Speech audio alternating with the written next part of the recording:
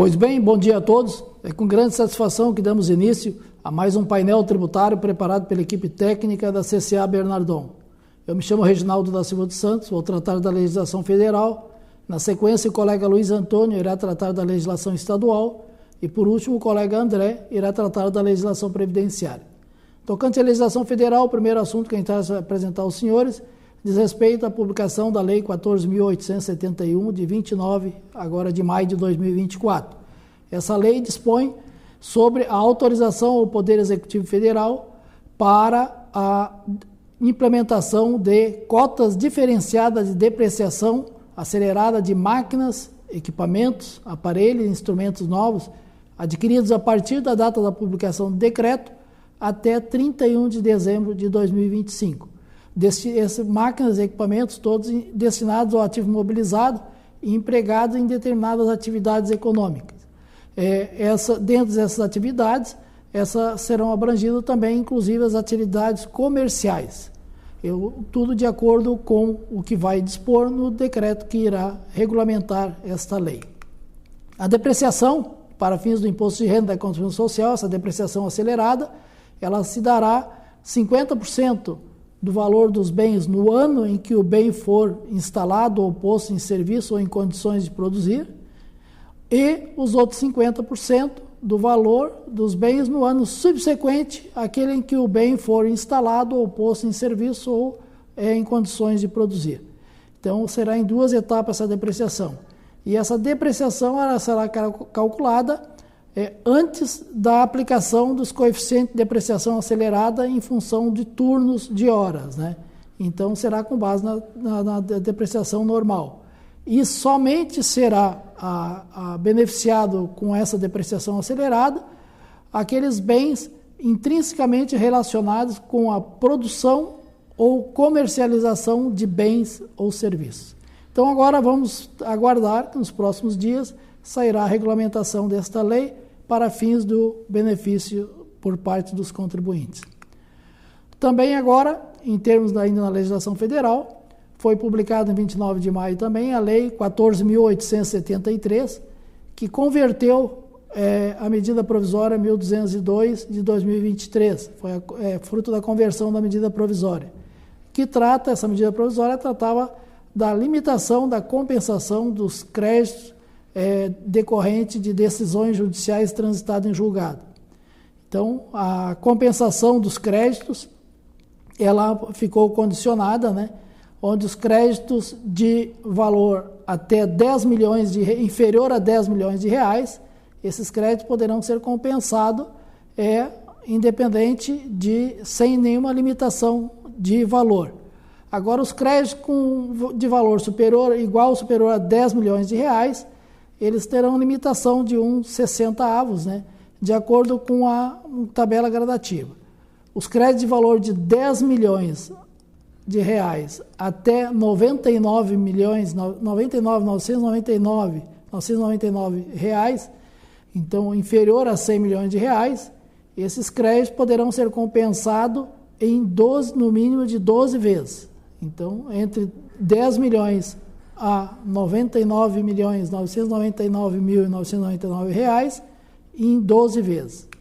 Os créditos de valor de 100 milhões até 199.999.999 reais, eles serão compensados em 20 meses, no mínimo em 20 meses. De 200 milhões até 299 milhões em 30 meses.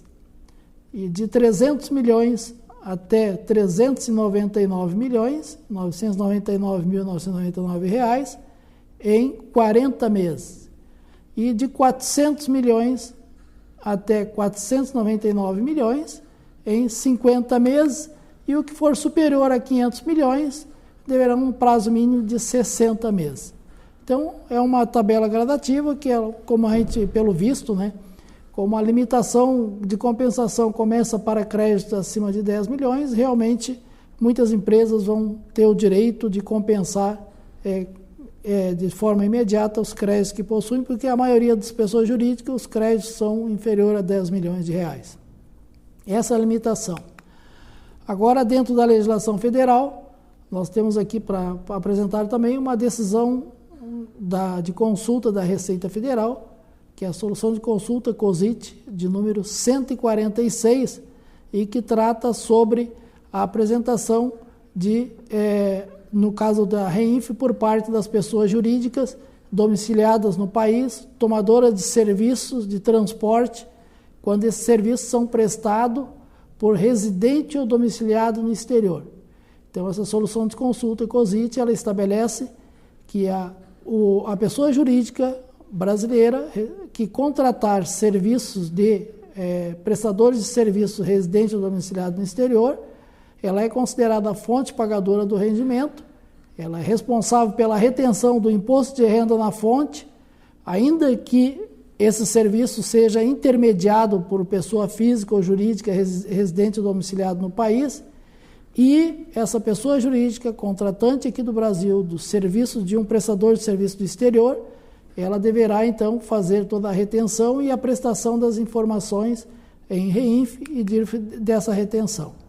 Então, a questão toda era se uma pessoa jurídica brasileira que contrata um prestador de serviço de frete do exterior estava obrigada a informar em DIRF e na REINF esses rendimentos e essa retenção. E aí a informação da Receita Federal é que sim.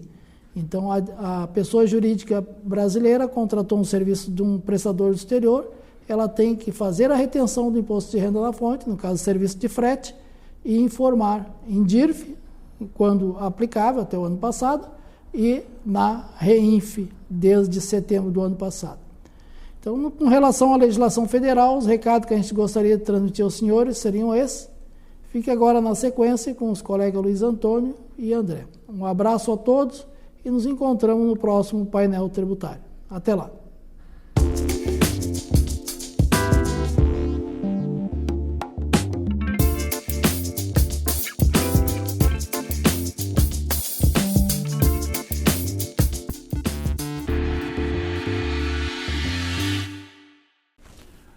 Bom dia a todos. Dando continuidade à apresentação do painel tributário da CCA, vamos comentar agora algumas alterações da legislação do ICMS e também do ITCD do Estado do Rio Grande do Sul. Iniciaremos pela prorrogação do prazo de pagamento do ICMS ampliado para todos os municípios gaúchos. Devido aos eventos climáticos de chuvas intensas que atingiram todo o Estado do Rio Grande do Sul, o governo do estado obteve autorização do CONFAS para ampliar o benefício da prorrogação do prazo de ICMS.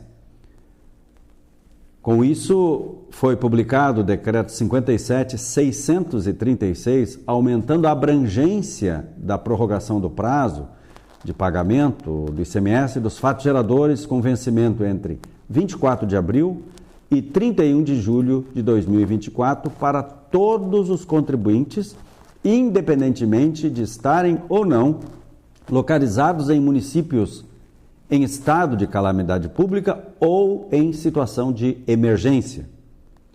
Além disso, a aplicação desse benefício também alcança as hipóteses em que o valor devido for liquidado por meio de compensação com saldo credor, abrangendo inclusive o débito de responsabilidade por substituição tributária e outras obrigações relacionadas ao imposto. Ainda em relação à crise do Rio Grande do Sul, tivemos publicações de convênios do ICMS que beneficiam o Estado em virtude dos eventos climáticos adversos havidos no Estado.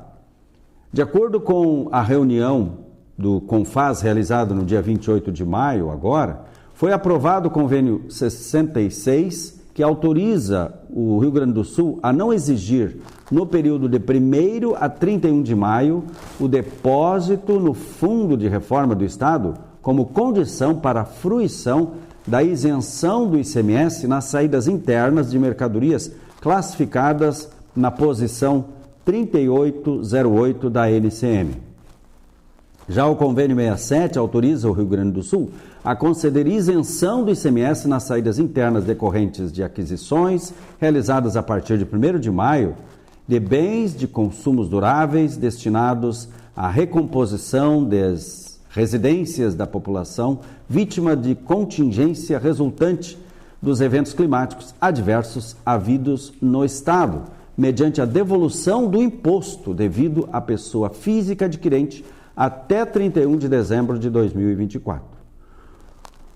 O convênio 68 autoriza o Estado a não exigir os valores correspondentes à multa, moratória e aos juros relativos ao atraso no pagamento do ICMS não constante de auto de lançamento declarado em guia informativa não anual, cujo vencimento do prazo para entrega ocorra a partir de março de 2024, desde que o pagamento integral seja realizado até 28 de junho de 2024.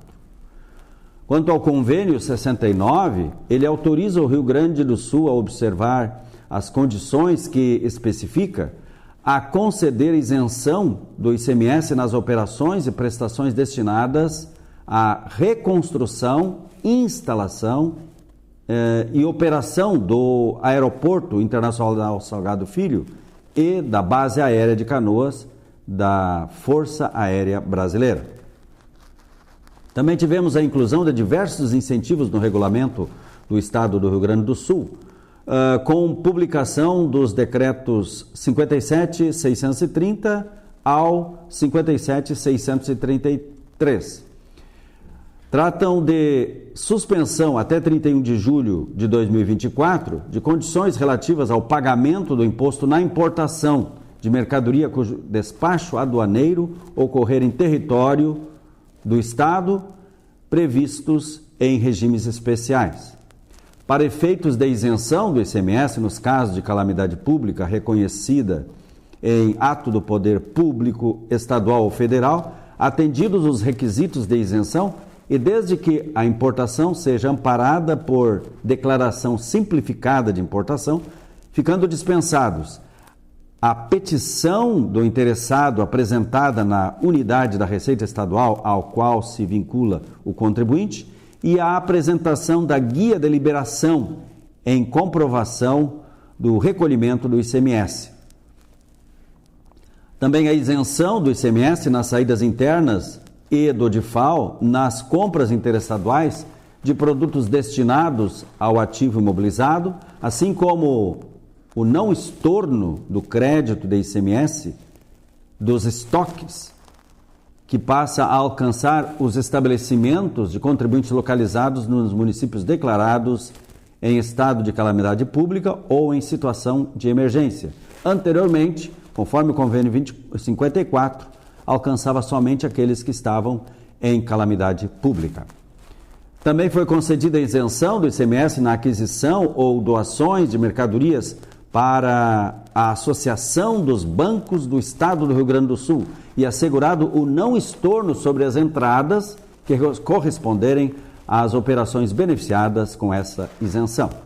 Por último, foi revogada a Instrução Normativa 41, que dispõe sobre os procedimentos referentes à comprovação do pagamento do ITCD na lavratura de escrituras públicas, considerando a reativação do sistema da Receita Estadual, que ficaram inoperantes em razão da calamidade pública declarada no território do Estado do Rio Grande do Sul. Então, eram essas as informações da área fiscal quanto às alterações da legislação do ICMS e também do ITCD do Estado do Rio Grande do Sul, que gostaríamos de transmitir aos senhores. A seguir, o colega André irá comentar as alterações na área previdenciária. Um bom dia, uma ótima semana a todos e até o próximo painel tributário da CCA.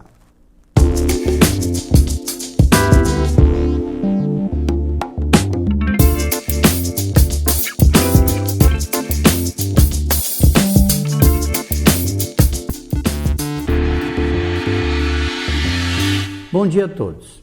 Abrindo a parte final do painel tributário da CCA Bernardon de hoje, gostaria de informar que, através de nota, a Receita Federal esclareceu que permanecem vigentes os benefícios fiscais concedidos em função das enchentes para todos os contribuintes domiciliados nos 399 municípios que estão ou estiveram em estado de calamidade pública, ainda que posteriormente alguns desses municípios tenham mudado de estado de calamidade pública para a situação de emergência. Segundo a nota, abre aspas, para os municípios previstos na portaria número 419 de 2024, nada deve mudar, pois a portaria foi publicada no cenário da época e não iremos causar insegurança jurídica retirando tais municípios das prorrogações. Fecha aspas. Assim, o benefício fiscal de prorrogação do vencimento dos tributos federais, incluindo as contribuições previdenciárias e obrigações acessórias dos meses de abril, maio e junho, no âmbito da Receita Federal do Brasil, está válido para todos os contribuintes domiciliados nos quase 400 municípios listados no anexo único da portaria número 415 de 2024. Informamos também que o programa SICALC foi atualizado e já está emitindo os DARFs corretamente. Para os contribuintes que haviam optado pelo pagamento da primeira cota ou da cota única em débito automático no dia 31 de maio, já foi realizado o reagendamento para o dia 30 de agosto. O Programa Gerador de Declaração PGD ainda não foi atualizado, razão pela qual os DARFs ainda estão sendo emitidos com data de 31 de maio. Contudo, uma nova versão do PGD deve ser disponibilizada ainda em junho, não havendo necessidade de emitir nova declaração para quem entregar com a versão antiga do PGD, bastando apenas reemitir o DARF. Também informamos que, através da solução de consulta número 5005, a Receita Federal esclareceu que as entidades de serviço social autônomo, SESI, SESC, SENAI, SEST, SEBRAE, SENAR, SENACT e SENAC não se sujeitam à retenção previdenciária de 11% ou 13,5% quando prestarem serviços a terceiros. Passando agora para o tema FGTS, informamos que, na semana passada, o Ministério do Trabalho e Emprego publicou edital orientando as empresas localizadas em municípios gaúchos sobre a suspensão da exigibilidade do Fundo de Garantia. Até o momento, são 53 municípios. Entretanto, se outros municípios entrarem na lista de calamidade pública, eles também serão contemplados pela suspensão do recolhimento do FGTS. Conforme comentamos em nosso último encontro, os empregadores poderão efetuar os depósitos suspensos do FGTS em até 4 parcelas, a partir da competência do mês de outubro, porém, a adesão pelo parcelamento deverá ser realizada impreterivelmente por intermédio da plataforma FGTS Digital no período de 1º de setembro até 15 de outubro. Por fim, informamos que já estão disponíveis para download no site da Caixa as novas cartilhas operacionais dos empregadores, tratando do parcelamento dos recolhimentos suspensos do FGTS aos empregadores do Rio Grande do Sul. Com essas informações, concluímos o painel tributário da CCA Bernardon de hoje. Desejamos a todos uma ótima semana.